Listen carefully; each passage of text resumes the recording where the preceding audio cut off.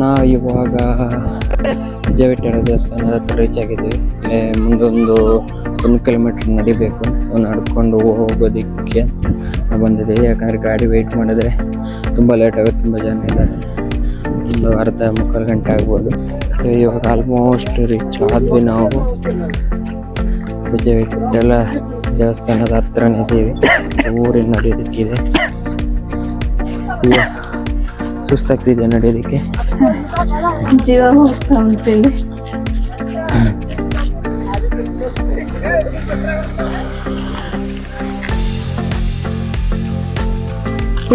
ಗೊಂಬೆ ಮಂಟಪಕ್ಕೆ ನಾವು ಬಂದ್ವಿ ಇವಾಗ. ಸೊ ನಾವು ಅಲ್ಲಿಗೆ ಫಸ್ಟ್ ಹೋಗಿ ಬರೋಣ. ಇಲ್ಲಿ ಮುಂದೆ ಕಾಣಿಸ್ತಾ ಇರ್ಬೋದು ವಿಜಯವಿಠಲ ಟೆಂಪಲ್.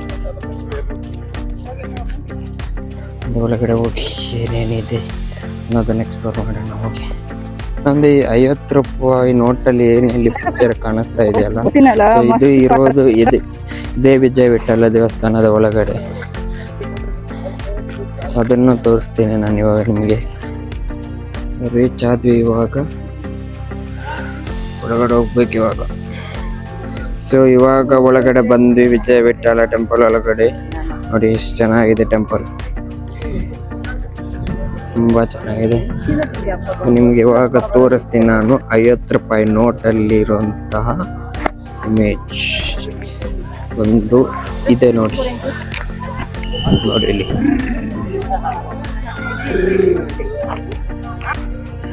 ವಿಜಯವಿಠಲ ದೇವಸ್ಥಾನದ ಒಳಗಡೆ ನೋಟ ನೋಡಿ ಹೇಗಿದೆ ಅಂದ್ಬಿಟ್ಟು.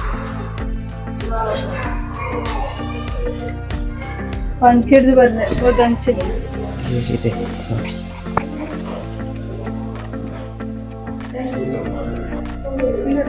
ನೋಡಿ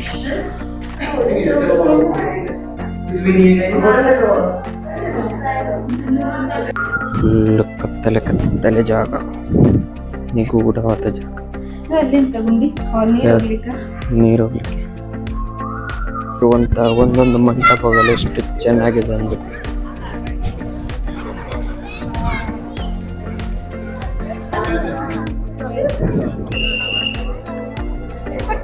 ಇವಾಗ ನಾವು ಪುಷ್ಕರಣಿಗೆ ಬಂದಿದ್ದೇವೆ. ಪುಷ್ಕರಣಿಯಲ್ಲಿ ಎಷ್ಟು ನೀರಿದೆ ಅಂದ್ಬಿಟ್ಟು.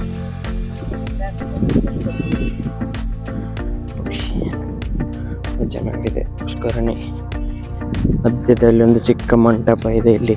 ಇವಾಗ ಲೋಟಸ್ ಮಾಲಿಗೆ ಬಂದಿದ್ದೇವೆ. ನೋಡಿ ಇವಾಗ ಸನ್ಸೆಟ್ ನೋಡಕ್ಕೆ ಹೋಗ್ತಾ ಇದ್ದೀವಿ.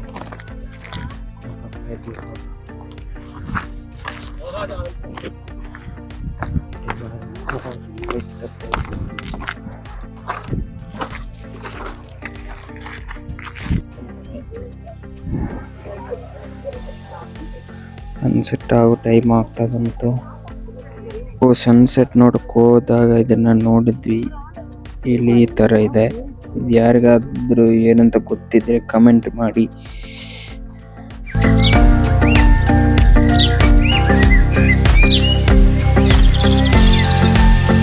ಸನ್ಸೆಟ್ ಎಲ್ಲ ನೋಡ್ಕೊಂಡು ಇವಾಗ ಕೆಳಗಡೆ ಬಂದ್ವಿ.